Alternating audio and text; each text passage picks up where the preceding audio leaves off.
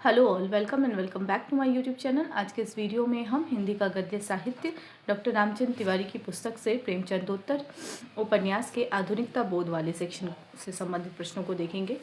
फिलहाल अगर हम विषय सूची की बात करें तो विषय सूची से हमने खंड क हिंदी गद्य का स्वरूप और विकास इस सेक्शन को कंप्लीट कर लिया था।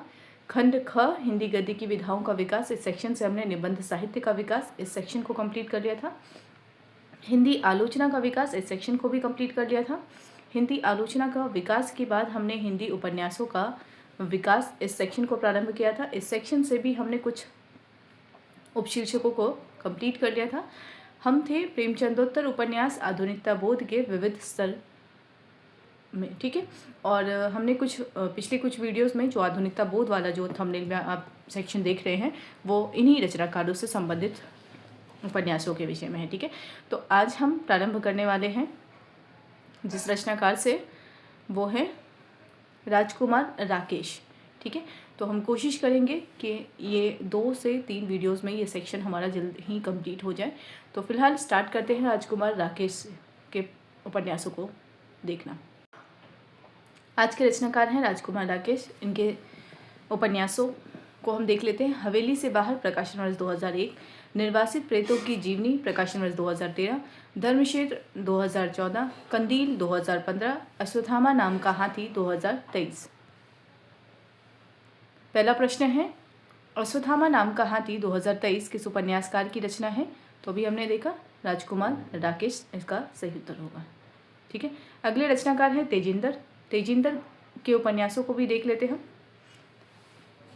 तेजिंदर का उपन्यास है वो मेरा चेहरा प्रकाशन वर्ष 1990, काला पादरी 2000 प्रकाशन वर्ष, हलो सुजीत 2004 प्रकाशन वर्ष, सीढ़ियों में चीता 2010 प्रकाशन वर्ष। प्रश्न है, तेजिंदर द्वारा रचित उपन्यासों का सही समूह कौन सा है? चतुरंग, चलो दोस्त सब ठीक है, ये इश्क नहीं आसा। दूसरा है हवेली से बाहर, धर्मक्षेत्र, कंदील। तीसरा है वो मेरा चेहरा, काला पादरी, हलो सुजीत, सीढ़ियों में चीता। चौथा है बारामासी, मारीचिका, पागलखाना। सही उत्तर क्या होगा? तीसरा, वो मेरा चेहरा, काला पादरी, हलो सुजीत, सीढ़ियों में चीता। ये सभी उपन्यास तेजिंदर द्वारा रचित उपन्यास है। अगले रचनाकार है शैलेंद्र सागर। इन दोनों रचनाकारों के विषय में इतनी ही जानकारी पुस्तक में दी गई है, इसलिए इतना संक्षिप्त विवरण आपको यहाँ दिख रहा होगा, ठीक है। तो कोई भी पोर्शन स्किप नहीं किया जा रहा है। जिस तरीके से पुस्तक में जितनी जानकारी दी गई है उसको उसी रूप में प्रश्नों के माध्यम से या फिर तथ्य के माध्यम से आपके सामने रखा जा रहा है। अगले रचनाकार है शैलेंद्र सागर। शैलेंद्र सागर का उपन्यास है चतुरंग, जिसका प्रकाशन वर्ष है 2001, चलो दोस्त सब ठीक है 2004 प्रकाशन वर्ष, एक सुबह यह भी 2013 प्रकाशन वर्ष, ये इश्क नहीं आसा 2018 प्रकाशन वर्ष, तूतियों का तुमुलनाद 2021 प्रकाशन वर्ष। प्रश्न है, शैलेंद्र सागर द्वारा रचित उपन्यासों का सही समूह कौन सा है? ऑप्शन है चतुरंग, चलो दोस्त सब ठीक हैं, ये इश्क नहीं आसा। दूसरा है हवेली से बाहर, धर्मक्षेत्र, कंदील। तीसरा है वो मेरा चेहरा, काला पादरी, हलो सुजीत, सीढ़ियों में चीता। चौथा है बारामासी, मारीचिका, पागलखाना। सही उत्तर क्या होगा इसका? चतुरंग, चलो दोस्त सब ठीक है, ये इश्क नहीं आसान। ये सभी उपन्यास शैलेंद्र सागर द्वारा रचित उपन्यास है। अगले रचनाकार हैं श्री ज्ञान चतुर्वेदी। श्री ज्ञान चतुर्वेदी मुख्यतः पेशे से डॉक्टर हैं और व्यंग रचनाकार हैं। इनके उपन्यास है नरक यात्रा प्रकाशन वर्ष 1994, बारामासी प्रकाशन वर्ष 1999, मारीचिका प्रकाशन वर्ष 2004, हम ना मरब 2014 प्रकाशन वर्ष। अगला उपन्यास है इन्हीं का पागलखाना 2018 प्रकाशन वर्ष, स्वांग 2021 प्रकाशन वर्ष, एक तानाशाह की प्रेम कथा 2023 प्रकाशन वर्ष। अगले जो ज्ञान चतुर्वेदी है इनसे संबंधित प्रश्न है। ज्ञान चतुर्वेदी का उपन्यास नरक यात्रा किस संस्थान की कार्यप्रणाली पर आधारित एक व्यंग्य रचना है? ऑप्शन है पुलिस थाना, दूसरा है कचहरी या कोर्ट, तीसरा है मेडिकल कॉलेज और सरकारी अस्पताल, चौथा है नगर निगम कार्यालय। सही उत्तर होगा मेडिकल कॉलेज और सरकारी अस्पताल के विषय में है ये नरक यात्रा उपन्यास। अगला प्रश्न है, नरक यात्रा उपन्यास में कौन सा पात्र एक शरीफ डॉक्टर के रूप में चित्रित है जिसकी शराफत ही उसकी तरक्की में बाधक है? ऑप्शन है doctor Bhagwat, option B Bharati Babu, option C Bismil, option D Pankhilal Kahar. सही उत्तर होगा डॉक्टर भागवत।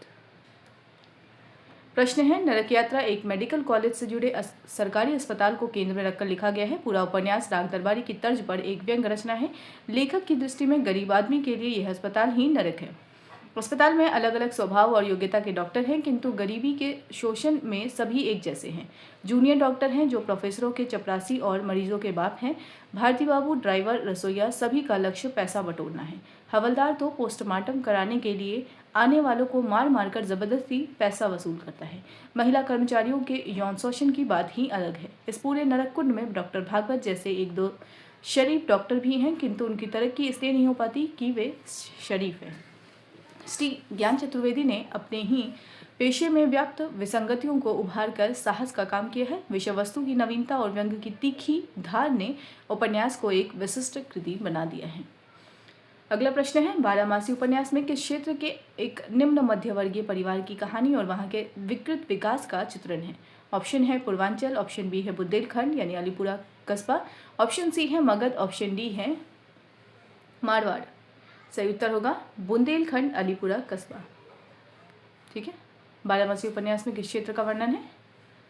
किस क्षेत्र के निम्न मध्यवर्गीय परिवार का वर्णन है? बुंदेलखंड यानी अलीपुरा कस्बा का। अगला प्रश्न है, बारामासी उपन्यास में कौन सा पात्र है जो इंटर में 6 बार फेल होने के बाद पूजा पाठ में मन लगा लेता है? ऑप्शन है छुट्टन, लल्ला, चंदू, गुच्चन। सही उत्तर क्या होगा? गुच्चन। तथ्य देख लेते हैं। बारामासी में बुंदेलखंड के अलीपुरा कस्बे के एक निम्न मध्यवर्गीय परिवार की कहानी कही गई है। कहानी परिवार के मुखिया अमृतलाल की मृत्यु के 21 वर्ष बाद से शुरू होती है। परिवार में विधवा अम्मा, उनके 4 बेटे गुच्चन, छुट्टन, लल्ला, चंदू और एक बेटी बिन्नो है। अम्मा का सपना है कि बेटे पढ़ लिख कर बड़े आदमी बनेंगे और परिवार का नाम रोशन करेंगे, लेकिन होता यह है कि गुच्चन इंटर में 6 बार फेल होकर घर बैठ जाते हैं और संसार से विरक्त होकर पूजा पाठ में मन लगाते हैं। बिन्नो का ब्याह मामा जी की कृपा से एक दुबाह वर से हो जाता है। चंदू मेडिकल कॉलेज में साथ पढ़ने वाली एक गुजराती लड़की से ब्याह करके ग्वालियर में अपना नर्सिंग होम खोल लेते हैं। छुट्टन टिकड़म भिड़ा कर इंटर पास करते हैं और एक प्राइमरी स्कूल में टीचर हो जाते हैं। उनका ब्याह होता है और देखते देखते 2 बेटियों के बाप बन जाते हैं। लल्ला का ब्याह होता है, वे दवा की दुकान खोल लेते हैं और डॉक्टरी के साथ अफीम की हेराफेरी करने लगते हैं। गुच्चन को अपना जीवन व्यर्थ प्रतीत होने लगता है और वे एक दिन घर से गायब हो जाते हैं। लल्ला अपने दोस्त फिरंगी के साथ मिलकर पड़ोसी रम्मू की हत्या करके उसे बिन्नो को छेड़ने का दंड देते हैं और जेल चले जाते हैं। छुट्टन निर्दोष होने पर भी इस लपेट में आकर लल्ला के साथ ही जेल जीवन में व्यतीत करने लगते हैं। अम्मा का सपना बिखर जाता है, किंतु घर बच्चों से भर जाता है। यह सब घटित होने में 5 वर्ष बीत जाते हैं और पूरे देश के साथ अलीपुर भी घिसटता हुआ विकृत विकास की दिशा में कुछ आगे खिसकता है। मसलन नेताओं की नई पौध उगाती हैं, अमीर और अमीर हो जाते हैं, बेकारी बढ़ जाती है, मंदिर पर कलश चढ़ जाता है, मस्जिद में लाउड स्पीकर लग जाता है, कांग्रेस का दफ्तर 2 मंजिला हो जाता है, लखनऊ जाने वाले नेता दिल्ली जाने लगते हैं, बस अड्डे पर सिनेमा खुल जाता है, चौराहे पर गांधी जी की मूर्ति लग जाती है, एक साप्ताहिक अखबार निकलने लगता है, लड़के पढ़ लिख कर स्मगलिंग करने लगते हैं। अम्मा के घर में गुच्चन के बेटे उदय के होठों के ऊपर मूंछ की रेखा उगाती है और वे घर में धर्मेंद्र की जगह अमिताभ बच्चन की तस्वीर चिपका देते हैं। अम्मा अभी भी सपने देखती है, बच्चे बहुत बड़े बनेंगे, अमृतलाल का नाम ऊंचा करेंगे, इसी आंगन में स्वर्ग उतरेगा। इस उपन्यास को भी व्यंग्य उपन्यास कहा गया है और यह है भी, किंतु जहाँ दर्द की लकीर गहरी हुई हो वहाँ व्यंग्य का तनाव शिथिल भी हुआ है। उपन्यास के उत्तरवर्ती भाग की कहानी कुछ शिथिल और आरोपित से लगती है, किंतु उपन्यास के कथ्य को उभारने में उसकी भूमिका अत्यंत सार्थक है। तो ये थी उपन्यास की विषय वस्तु बारामासी उपन्यास का। अगला प्रश्न है, ज्ञान चतुर्वेदी के उपन्यास पागलखाना प्रकाशन वर्ष 2018 का केंद्रीय विषय क्या है? ऑप्शन है डॉक्टरों की आपसी राजनीति, दूसरा है बाजार का सर्वग्रासी वर्चस्व और फंतासी, ऑप्शन सी है स्वतंत्रता संग्राम का इतिहास और ऑप्शन डी है ग्रामीण शिक्षा व्यवस्था। सही उत्तर होगा बाजार का सर्वग्रासी वर्चस्व और फंतासी। संबंधित तथ्य देख लेते हैं। पागलखाना उपन्यास में लेखक ने बाजार को केंद्र में रखकर फंतासी रची है। बाजार के सर्वग्रासी वर्चस्व ने मनुष्य, समाज, संस्कृति, भावनाओं, विचारों, रिश्तों सबको ग्रसित किया है। प्रेम, घृणा, आदर, विरोध सब कुछ कब कैसे करना है बाजार के नियम तय करते हैं। उपन्यास का कथानक इस दुनिया के समानांतर एक काल्पनिक संसार जो बाजार की तरह अदृश्य होते हुए भी पूरी तरह सच है के इर्द गिर्द विकसित होता है। इसके चरित्र देखे पहचाने हैं, लेकिन बदलती दौर के दुनियावी तौर तरीकों से इत्तेफाक न रखने के कारण पागल कहे जाते हैं। शायद पागलखाना ही वह जगह है जहाँ सबसे ज़्यादा उम्मीदें पलती हैं। उपन्यास बाजार को चुनौती देते इन्हीं चंद पागलों के साहस का आख्यान है। श्री चतुर्वेदी निस्संदेह एक श्रेष्ठ व्यंग्यकार या उपन्यासकार कह सकते हैं। व्यंग उपन्यासकार हैं।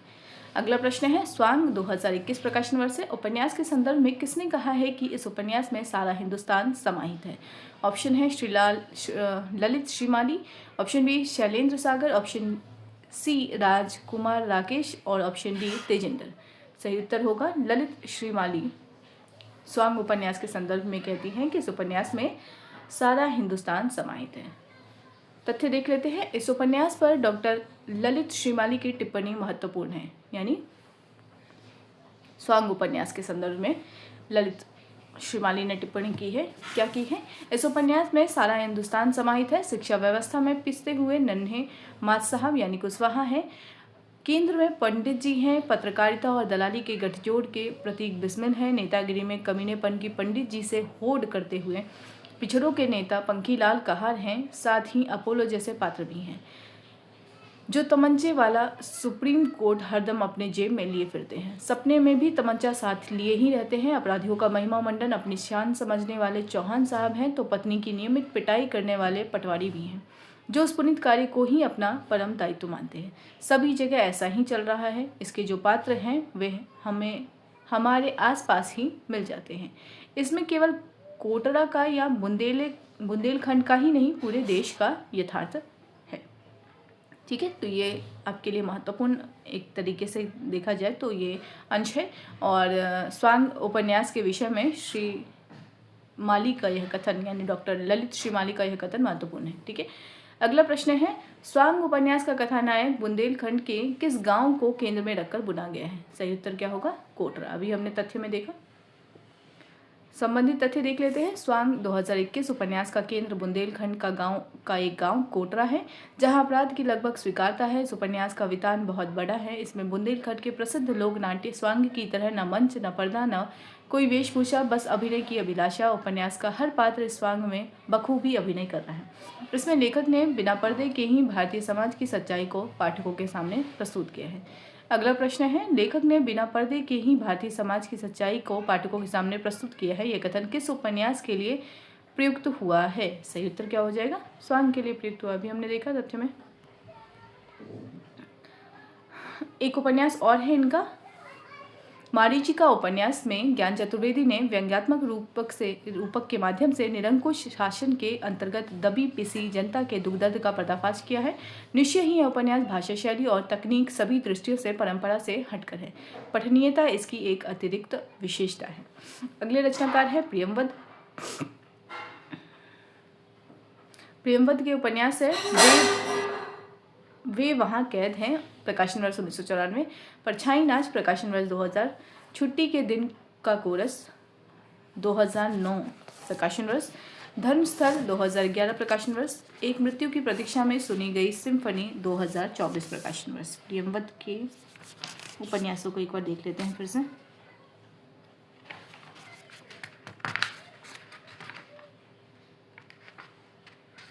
छुट्टी के दिन को कोरस है, ठीक है, को ही लिखा हुआ है यहाँ पे, सिम्फनी। ठीक है, तो ये कुछ उपन्यास प्रियमवद के थे और इनके विषय में ज़्यादा जानकारी नहीं दी गई है इस पुस्तक में। प्रश्न है, एक मृत्यु की प्रतीक्षा में सुनी गई सिम्फनी, प्रकाशन वर्ष 2024, किस उपन्यासकार की नवीनतम रचना है? सही उत्तर क्या हो जाएगा? प्रियमवद की। ठीक है, अब अगले रचनाकार है वीरेंद्र जैन। वीरेंद्र जैन प्रगतिशील चेतना के उपन्यासकार हैं। इनके कुछ उपन्यास है, सुरेखा पर्व, प्रकाशन वर्ष 1978, अनातीत, प्रकाशन वर्ष 1983, प्रतीक एक जीवनी 1983, शब्दवध 1983, सबसे बड़ा सिपहिया 1988, डूब 1991, पार 1994, पंचनामा 1996। प्रश्न है, वीरेंद्र जैन के किस उपन्यास में हिंदी प्रकाशन जगत में व्याप्त अनाचार और बौद्धिक शोषण का पर्दाफाश किया गया है?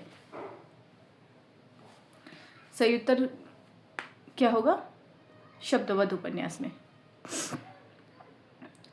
तथ्य देख लेते हैं। शब्दवध में प्रकाशन जगत में व्याप्त अनाचार और प्रतिभाओं के बौद्धिक शोषण का पर्दाफाश किया गया है। कई प्रकाशन संस्थाओं में काम करने के बाद लेखक अपने अनुभव का सार प्रस्तुत करता है। बंधु यह हिंदी प्रकाशन जगत है।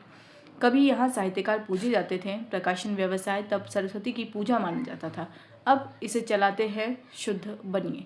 उपन्यास एक नई दुनिया के भीतर रहस्य का उद्घाटन करने के कारण विशेष चर्चित हुआ है। तो आपके लिए ये कथन जो महत्वपूर्ण हो जाएगा, कौन सा? ये, ठीक है। प्रश्न पूछा जा सकता है ये कथन किस उपन्यास से उद्धृत है? तो उपन्यास का नाम है शब्दवध और इसके रचनाकार कौन है? वीरेंद्र जैन, ठीक है।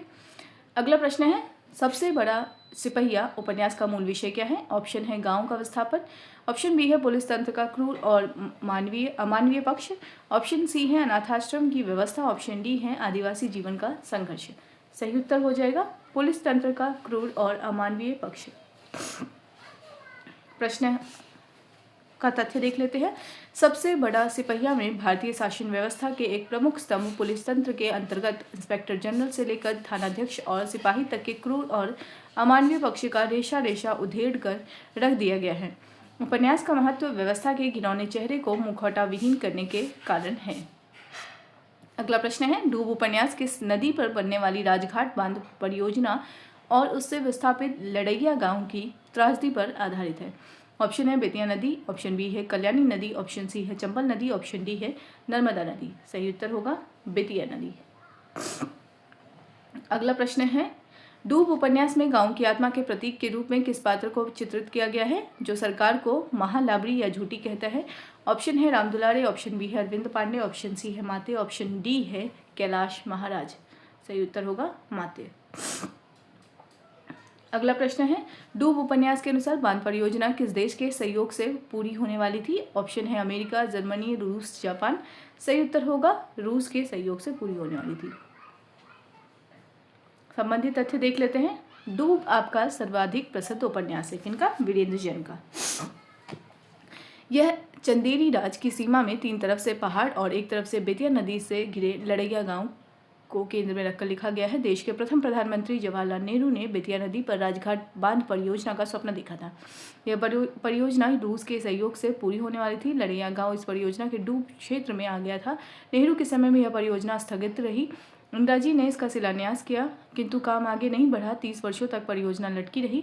इस बीच गाँव वालों को विस्थापित कर दिया गया। भ्रष्ट नौकरशाहों और साहूकारों की मिलीभगत के कारण उन्हें उचित मुआवजा भी नहीं मिला। अंततः गांव को फिर से पहाड़ पर बसाने और इस क्षेत्र को जंगली पशुओं के लिए अभयारण्य बनाने की बात सोची गई। लेकिन एक दिन सहसा राजघाट बांध के तटबंधों में से एक टूट गया। लड़ैया गांव सहित पूरा इलाका जलमग्न हो गया। सरकार की ओर से बांध टूटने की सूचना के साथ बांध कर्मचारियों की दूरदर्शिता की प्रशंसा करते हुए प्रसारित हुआ कि उन्होंने पहले ही गाँव वालों को उचित मुआवजा देकर गाँव को खाली करा लिया था, इसलिए किसी की जान या माल का नुकसान नहीं हुआ। समाचार सुनकर गांव की आत्मा के प्रतीक माते ने बौखलाकर कहा, लाबड़ी है जा सरकार, महालाबड़ी, झूठी महाझूठी। उपन्यास की सबसे बड़ी विशेषता है गांव वाले के दुख दर्द को पूरी सच्चाई के साथ मूर्त कर देना। देश के विकास के नाम पर महत्वाकांक्षी योजनाएं बनती हैं। गांव की स्थिति क्या है, उनकी सोच और मानसिकता क्या है, उनकी मूलभूत आवश्यकताएं क्या है, इसकी चिंता किए बिना भ्रष्ट और सुविधाजीवी नौकरशाही के बलबूते पर ऊपर से थोप दी जाती है। गांव वालों को इन योजनाओं के बारे में सही सूचनाएं भी नहीं मिलती है। उनसे होने वाले दूरवर्ती विकास का लाभ तो दूर, पहले से मिली हुई सुविधाएं भी उनसे छीन जाती हैं। गांव के समझदार और संवेदनशील लोगों को एक ओर गांव के ही स्वार्थी और दुनियादार लोगों को से जूझना पड़ता है, दूसरी ओर नौकरशाहों और बड़े साहूकारों से। लड़ैया गांव की स्थिति भी यही है। गांव के संवेदनशील और समझदार लोग हैं माते, माँ साहब, पट साहब और गोराबाई। इन्हें नंबरदार देवी सिंह, पुजारी महाराज, उनके बेटे कैलाश महाराज से तो जूझना पड़ता ही है। ये सरकारी नौकरशाहों, नेताओं और बड़े साहूकारों से भी पीड़ित और प्रताड़ित होते रहते हैं। उपन्यास का अंत आशा की एक क्षीण रेखा के साथ हुआ है।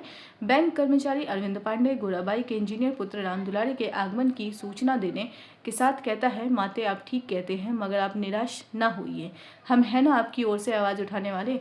आप आने दीजिए राम दुलारी जी को, हम भी अपनी नौकरी छोड़कर उनके साथ आ खड़े होंगे, ज़रूर आ खड़े होंगे माते। आप हमें भी अपना बेटा मानेंगे तब तो। गांव की आवाज़ उठाने के संकल्प के साथ उपन्यास समाप्त होता है। तो डूब उपन्यास काफ़ी चर्चित उपन्यास है वीरेंद्र जैन का, और ग्रामीण जीवन के यथार्थ से संबंधित अगर हम देखें तो यह एक उपन्यास, महत्वपूर्ण उपन्यास है ये, ठीक है। अगला प्रश्न है, वीरेन जैन का कौन सा उपन्यास डूब का ही विस्तार है जिसमें जीरोन के आदिवासी राउतों की कहानी जोड़ी गई है? ऑप्शन है पार, अनातीत, सुरेखा पर्व, माटी राग। सही उत्तर होगा पार। पार क्या है? पार उपन्यास डूब का ही विस्तार है। संबंधित तथ्य देख लेते हैं। पार डूब का ही विस्तार है। इसमें लड़ई गांव की कथा के साथ जीरोन में रहने वाले आदिवासी राउतों की दुख दर्द भरी कहानी भी जुड़ गई है। इनकी आवाज़ उठाने के लिए डूब के ही पात्र अरविंद पांडे, राम दुलारे, उनकी पत्नी यशस्विनी यानी मां साहब की बेटी लड़ैया आते हैं। सड़क, संगठन और शिक्षा, इन 3 सूत्रों को सामने रखकर राम दुलारे अपना संघर्ष शुरू करता है, किंतु उसके विरुद्ध कैलाश महाराज और घूरे साहू का छल छद्म भारी पड़ता है। एक दिन राउतों का भावी मुखिया गुनिया यह भेद जानने के बाद कि घूरे साहू ने ही गुनिया राउतीन को बहका कर बेच दिया था, घूरे की हत्या कर देता है। पुलिस गुनिया को तो पकड़ नहीं पाती, उसके हितैषी अरविंद पांडे को हत्या की साजिश में सम्मिलित होने के जुर्म में जेल में डाल देती है। राम दुलारे को भी मुआवजा प्राप्त करने के लिए धोखाधड़ी करने के जुर्म में जेल जाना पड़ता है। उपन्यास का अंत घोर निराशा के अंधकार में डूबा हुआ है, किंतु यहाँ भी आशा की एक किरण है। यशस्विनी के गर्भ में पल रहा राम दुलारे का अंश जो माते की आत्मा के रूप में लई की धरती पर आने वाला है।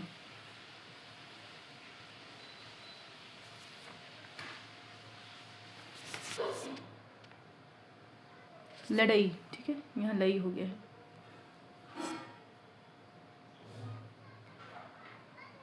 लड़ई की धरती पर आने वाला है, ठीक है। अगला प्रश्न है, पंचनामा उपन्यास का नायक पंचम अनाथाश्रम में किस नाम से जाना जाता है? सही उत्तर होगा अकलंक के नाम से वह जाना जाता है। अगला प्रश्न है, पंचनामा उपन्यास के संदर्भ में लेखक ने किस संस्थान की व्यवस्था पर चोट की है? ऑप्शन है जेल प्रशासन, मेडिकल कॉलेज, अनाथाश्रम और पुलिस थाना। सही उत्तर क्या होगा? अनाथाश्रम। संबंधित तथ्य देख लेते हैं। पंचम नामक एक ऐसे ही बालक की कहानी है जो पैदा तो एक समृद्ध परिवार में होता है, किंतु बुरे दिनों में घसीटता वह परिवार उसे पढ़ाने लिखाने में असमर्थ होने के कारण झूठी कहानी गढ़कर उसे अनाथाश्रम में भर्ती करवा देता है। आश्रम में पंचम अकलंक हो जाता है। आश्रम जीवन में कभी स्नेह कभी घृणा प्राप्त करता अकलंक 9वीं कक्षा में पहुंचते पहुंचते अपना खर्च चलाने के लिए जो भी और जैसा भी काम मिलता है स्वीकार कर लेता है। धीरे धीरे वह समाज सेवियों के चेहरों पर लगे मुखौटों का रहस्य जान लेता है। वह कभी हार नहीं मानता, अपना स्वाभिमान नहीं बेचता और अवसर मिलने पर आदर्श अनाथाश्रम का निर्माण भी करता है। वस्तुतः यह उपन्यास उस व्यवस्था पर चोट करने वाला है जिसने अनाथाश्रम जैसी संस्था को जन्म दिया है। उपन्यास कुछ मौलिक प्रश्न भी उठाता है। अनाथाश्रमों में पलने वाले बच्चे मात्र दया के पात्र हैं या ममता, अपनत्व या स्नेह के?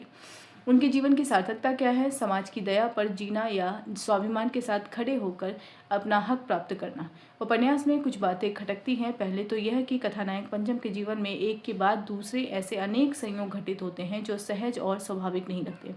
दूसरी यह कि कथानायक पंचम का जीवन संघर्ष कथा लेखक के जीवन की प्रतिछाया प्रतीत होता है। यहाँ भोक्ता और रचयिता के बीच की दूरी जो रचना को कलात्मक उत्कर्ष प्रदान करती है लगभग समाप्त हो गई है। कुछ भी हो, वीरेंद्र जैन ने यत्किंचित कमियों और कमजोरियों के बावजूद एक संघर्षशील और यथार्थधर्मी रचनाकार के रूप में अपनी पहचान बना ली है और हिंदी उपन्यास को उनसे अनेक अपेक्षाएं हैं। अगले रचनाकार हैं श्री प्रकाश मिश्र। इनके कुछ उपन्यास हैं जैसे जहाँ बांस फूलते हैं, प्रकाशन वर्ष 1997, रूप तिल्ली की कथा 2005 प्रकाशन वर्ष, जो भुला दिए गए 2013 प्रकाशन वर्ष, ऑपरेशन खुदाबख्श 2015 प्रकाशन वर्ष, नदी की टूट रही आवाज़ 2020 प्रकाशन वर्ष। प्रश्न है, जहाँ बांस फूलते हैं और ऑपरेशन खुदाबख्श किसके द्वारा रचित उपन्यास है? सही उत्तर क्या होगा? श्री प्रकाश मिश्र। अगले रचनाकार हैं हरियश राय। इनके कुछ उपन्यास हैं नागफनी के जंगल 2005 प्रकाशन वर्ष, मुट्ठी में बादल 2013 प्रकाशन वर्ष, दहन 2022 प्रकाशन वर्ष, माटी राग 2024 प्रकाशन वर्ष। प्रश्न है, मुट्ठी में बादल और माटी राग किसके द्वारा रचित उपन्यास है? तो मुट्ठी में बादल और माटी राग हैं हरियश के उपन्यास। अगले रचनाकार हैं प्रमोद कुमार तिवारी। प्रमोद कुमार तिवारी के 3 उपन्यास हैं डर हमारी जेबों में 2003 प्रकाशन वर्ष, अरे चांडाल 2006 प्रकाशन वर्ष, उफ 2010 प्रकाशन वर्ष। प्रश्न है, डर हमारी जेबों में उपन्यास के लेखक कौन है? सही उत्तर क्या होगा? प्रमोद कुमार तिवारी। जिन जिन रचनाकारों के विषय में संक्षिप्त जानकारी यहाँ दी गई है तो उसका अर्थ यही समझिएगा कि पुस्तक में भी उसकी जानकारी वैसी ही है। ठीक है, 1-2 लाइन में ही इनके उपन्यासों के विषय में बताकर समाप्ति कर दी गई है। ठीक है, प्रमोद कुमार तिवारी, डर हमारी जेबों में। अगले रचनाकार है हरि सुमन बिष्ट, प्रकाशन जन्मकाल इनका 1958, समय है। उपन्यास है ममता 1980 प्रकाशन वर्ष, आसमान झुक गया 1990 प्रकाशन वर्ष, होना पहाड़ 1999 प्रकाशन वर्ष, आक्षरी माक्षरी 2005 प्रकाशन वर्ष, भीतर का एकांत 2017 प्रकाशन वर्ष, अपने अरण्य की ओर 2021 प्रकाशन वर्ष, 32 राग गाओ मोला 2021 प्रकाशन वर्ष। प्रश्न है हरिसुमन बिष्ट का इनमें से कौन सा उपन्यास वर्ष 2021 में प्रकाशित हुआ था? सही उत्तर क्या होगा? 32 राग गाओ मोला। अगले रचनाकार है राजू शर्मा के उपन्यास है हलफनामे 2006 प्रकाशन वर्ष, विसर्जन 2009 प्रकाशन वर्ष, पीर नवाज 2016 प्रकाशन वर्ष, कत्ल गैर इरादतन 2020 प्रकाशन वर्ष, ये मेरे वतन 2023 प्रकाशन वर्ष, मति भ्रम 2024 प्रकाशन वर्ष। प्रश्न है राजू शर्मा द्वारा रचित उपन्यासों का सही कालक्रम कौन सा है? सही उत्तर क्या होगा? तीसरा, विसर्जन, पीर नवाज, मति भ्रम और हलफनामे। ठीक है, हलफनामे, विसर्जन, पीर नवाज, मति भ्रम। ठीक है, ये है सीरीज। एक बार हम यहाँ से भी देख सकते हैं। हलफनामे पहले है, फिर विसर्जन है, फिर पीर नवाज है और फिर है मति भ्रम। ठीक है, तो पहला इसका सही उत्तर हो जाएगा राजू शर्मा के उपन्यास के। अगले रचनाकार हैं दयानंद पांडे के उपन्यास है अपने अपने युद्ध 2001 प्रकाशन वर्ष, लोक कवि अब गाते नहीं 2003 प्रकाशन वर्ष, एक जीनियस की विवादास्पद मौत 2024 प्रकाशन वर्ष, हारमोनियम के 1000 टुकड़े 2012 प्रकाशन वर्ष, बास गांव की मुनमुन 2012 प्रकाशन वर्ष, विपश्यना में प्रेम। एक सेकेंड, रचनाकार हैं दयानंद पांडे। विपश्यना में प्रेम इनका 2023 में प्रकाशित उपन्यास है। प्रश्न है बांस गांव की मुनमुन और विपश्यना में प्रेम किस उपन्यासकार की कृति है? सही उत्तर क्या होगा? दयानंद पांडे। इनके विषय में इतनी ही जानकारी है, इसलिए प्रश्न भी इसी तरीके से बने हैं। एक और प्रश्न है इनसे संबंधित, एक जीनियस की विवादास्पद मौत 2004 के रचनाकार कौन है? सही उत्तर क्या हो जाएगा? दयानंद पांडे। अगले रचनाकार हैं जयनंदन के उपन्यास हैं श्रम एवं जयते, प्रकाशन वर्ष है, इसमें 19 ही लिखा हुआ है। ठीक है, पुस्तक में भी 19 ही ऐसे लिखा हुआ है। अब एग्जैक्टली इसका प्रकाशन वर्ष क्या है ये पता नहीं। जयनंदन के अब तक 8 उपन्यास है, श्रम एवं जयते, और प्रकाशन वर्ष में 19 ईस्वी लिखा हुआ है। ठीक है, हम दूसरा देख लेते हैं। खैर आप अभी फिलहाल नाम जानिए और प्रकाशन वर्ष अगर कहीं मिलता है तो आप देख सकते हैं। ऐसी नगरिया में केही विधि रहना, प्रकाशन वर्ष 1945। सल्तनत की सुनी गांव वालों 2005 प्रकाशन वर्ष। दूसरा है विघटन 2017 प्रकाशन वर्ष। चौधराहट 2019 प्रकाशन वर्ष। मिल्कियत की बागडोर 2019 प्रकाशन वर्ष। रहमतों की बारिश 2021 प्रकाशन वर्ष। चिमनियों से लहू की गंध 2021 प्रकाशन वर्ष। प्रश्न है जयनंदन के उपन्यास रहमतों की बारिश का प्रकाशन वर्ष क्या है?